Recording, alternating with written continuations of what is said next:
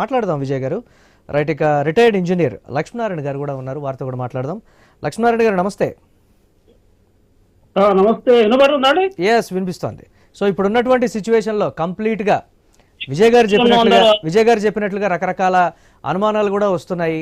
ఈ విపత్తు తర్వాత, ఇదంతా రెస్క్యూ అయిపోయిన తర్వాత, సరే వారు ప్రాణాలతో రావాలని అందరూ కోరుకుంటున్నారు. సో ఒకవేళ ఏదైనా అనుకోని సంఘటన జరిగి, ఇటువంటి ఘటనలు ఏదైనా జరిగిన తర్వాత కంప్లీట్గా ప్రాజెక్టుని మూసివేసేటువంటి కుట్రలు కూడా జరుగుతాయనేటువంటి రకరకాల విమర్శలు. వాస్తవ పరిస్థితికి సంబంధించి మీరు అందులో వర్క్ చేశారు కాబట్టి ఇప్పుడున్న సిచ్యువేషన్ని మీరు ఎలా అనాలిసిస్ చేస్తారు మీరు? ఓకే మురగారు, మీకు తర్వాత ప్యానల్ ఉన్న అందరికీ, తర్వాత ప్రేక్షకులకు నమస్కారాలు. ఇది దురదృష్టమైన సంఘటన. ఇది ఎందుకంటే అంటే ఈ టనల్లో చాలా చోట్ల ఇంజనీరింగ్ వర్క్లలో ప్రమాదాలు జరుగుతున్నాయి కానీ ఇక్కడ కూడా జరిగినది జరగకూడదు కానీ దురదృష్టం. తర్వాత 8 మంది ప్రాణాలతో ముడిపడ్డాయి. ఎందుకంటే 18 నాడే వర్క్ స్టార్ట్ చేసిండ్రు, 24 నాడే 22 నాడే ఇది ఈ విధంగా జరిగింది. ఇక్కడ మనం సమీక్షించుకోవాల్సిన అవసరం ఉంది. అక్కడ విజయ్ గారు కూడా కొన్ని విషయాలు చెప్పడం జరిగింది. ఇక్కడ ప్రత్యేకంగా మనం ఇన్ని విషయాలు ఇక్కడ మనం సమీక్షించుకోవాలి. కృష్ణా జలాలలో తెలంగాణ తనకు రావాల్సిన వాటా వాడుకోవడం వల్ల ఫ్లోరైడ్ ఎఫెక్ట్ నల్గొండ కానీ పాలమూరు జిల్లాలు కానీ కొనసాగుతున్నాయి తెలంగాణలో వాస్తవానికి. ఇది కారణం ఏంటంటే మహబూబాబాద్ జిల్లా వెనుకబాటు, నల్గొండ ఫ్లోరైడ్, తర్వాత రంగారెడ్డి జిల్లా, ఇవన్నిటికీ కారణాలు కృష్ణా జలాలు తెలంగాణకు న్యాయంగా రావాల్సిన వాటాను పొందలేదనే జల వివక్షత కారణంగా నిధులు నియామకాలలో నీళ్లు అంటేనే కృష్ణా జలాల వివక్ష నివారణ కొరకే ప్రాణత్యాగాలు చేసి తెలంగాణ తెచ్చుకున్నాము. తెలంగాణ రాకముందు ఏం పరిస్థితి ఉండే అంటే కృష్ణా జలాల్లో వాస్తవానికి మనకు కేటాయించిన 299 టీఎంసీలు నికర జలాలు. ఆ నికర జలాలు కనీసం మనం వాడుకోలేని స్థితిలో ఉన్నాము. తెలంగాణ వచ్చే వరకు అనేక సంవత్సరాల నుంచి వాళ్ళ ఆంధ్ర వాళ్లకు అన్యాయంగా కేటాయింపులో ఉన్న 512 టీఎంసీలు వాళ్ళు ఎప్పటి నుంచో అధికంగా వాడుతున్నారు.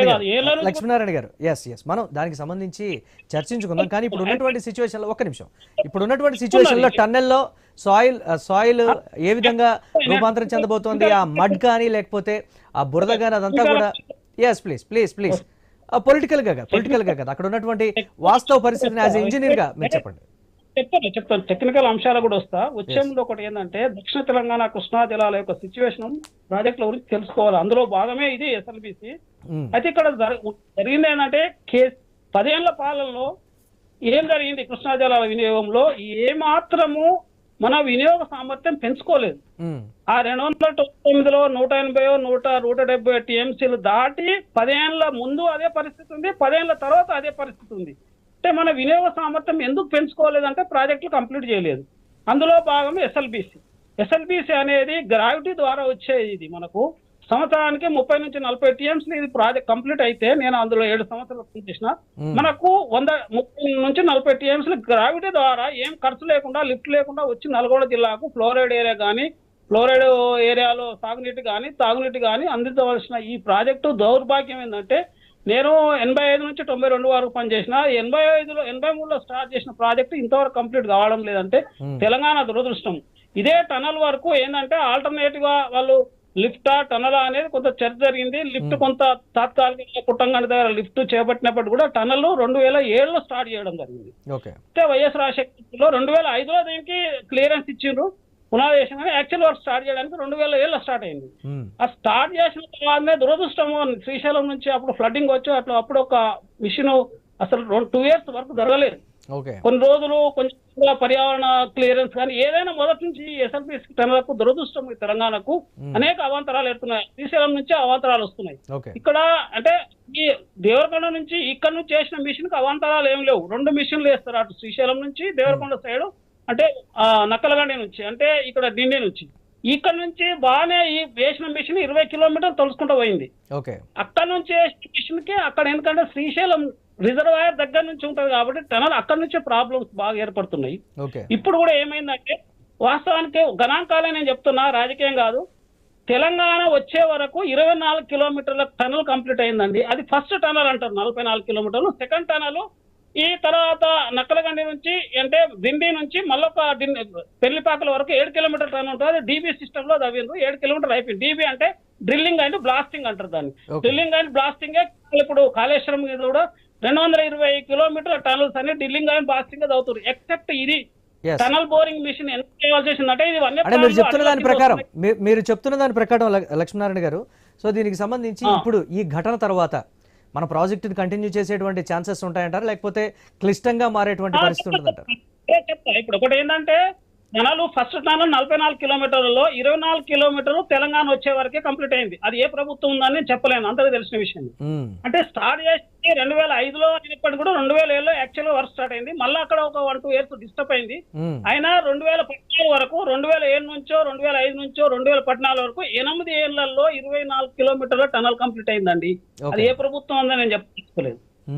మరి ప్రభుత్వం 2014లో కొత్త ప్రభుత్వం వచ్చింది, మన తెలంగాణ ప్రభుత్వం వచ్చింది. తెలంగాణ ప్రభుత్వం మిగతా ఉన్న 20 కిలోమీటర్లు వాళ్ళు 8 ఏళ్ళలో 24 కిలోమీటర్లు కంప్లీట్ చేసినట్టుంటే మన ప్రభుత్వము 10 ఏళ్లలో మిగిలిన 20 కిలోమీటర్లు కంప్లీట్ చేయాలనా లేదా? చేయలేదు, నిర్లక్ష్యం చేసిండ్రు. ఒక 10 కిలోమీటర్లు మించి చేయలేదు. ఇప్పుడు మిగిలిన్నది ఏంటంటే అదే వీళ్ళు స్టార్ట్ 9.5 కిలోమీటర్లు మిగిలిందంటే సమారో 10 కిలోమీటర్లు మించి 10 కిలోమీటర్లు చేసారు. 10 ఏళ్లలో 10 కిలోమీటర్లు. ఇక్కడ పెద్ద నిర్లక్ష్యం అయింది. అయితే ఇప్పుడు ఈ వచ్చిన తర్వాత కొంత సరే నల్గొండ జిల్లా నాయకులనుకో ప్రభుత్వం మారిందనుకో ఏదైనా కానీ దాని మీద శ్రద్ధ వహించారు. తర్వాత అక్కడ కాలం అనేక సార్లు విజిట్ చేసినాము. ఆ కంపెనీకి ఏంటంటే అనేక నష్టాలు వచ్చినాయి. 29 కోట్లు ఒక పవర్ చార్జెస్ కట్టుకునే పరిస్థితుల్లో ప్రభుత్వం ఇవ్వలేకపోయింది అప్పుడు 10 ఏళ్లలో. ఎందుకంటే చాలా వాళ్ళకు 300-400 కోట్ల లాసులు ఉండే. ఆ లాసులు కవర్ చేయమని వాళ్ళు చాలా రిక్వెస్ట్ చేసి ఆ ప్రభుత్వం పట్టించుకోలేకపోయిన ప్రభుత్వం. ఎందుకంటే వర్క్ ఎందుకంటే వాళ్ళకి ప్రోత్సాహం ఇచ్చినట్టుంటే వాళ్ళు స్లో డౌన్ చేసారు. వర్క్ స్లో డౌన్ చేయడం వల్ల ప్రోత్సాహం లేక స్లో డౌన్ చేయడం వల్ల ఓన్లీ 10 ఏళ్లలో 10 కిలోమీటర్ కంప్లీట్ అయింది. యాక్చువల్ 20 కిలోమీటర్ కంప్లీట్ కావాలి. మరి పాత గణాంకాల ప్రకారం వాళ్ళు 8 ఏళ్ళ 24 కిలోమీటర్ కంప్లీట్ చేస్తే 10 ఏళ్ళ 10 మాట్లాడదాం చూద్దాం. అంటే నల్గొండ జిల్లా మహబూబాబాద్ జిల్లా ప్రధానమైన ప్రాజెక్టు దీన్ని కంప్లీట్ చేస్తే అవసరం ఉంది.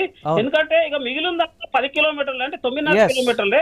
ఇక్కడ 20 కిలోమీటర్లు కంప్లీట్ అయింది. అక్కడ నుంచి 14 కిలోమీటర్లు కంప్లీట్ అయింది. మిగిలింది 9 కిలోమీటర్లే. చూద్దాం, త్వరితగతిన కంప్లీట్ అవ్వాలి. ఈ ప్రాజెక్ట్ కి సంబంధించి ముందు ఈ సమస్య నుంచి బయటపడాలి, తర్వాత కంటిన్యూ అవ్వాలి. ఆ 2 జిల్లాలు కూడా సస్యశ్యామలం అవ్వాలనేది అందరూ కూడా కోరుకుంటున్నటువంటి పరిస్థితి. మాట్లాడదాం దీనికి.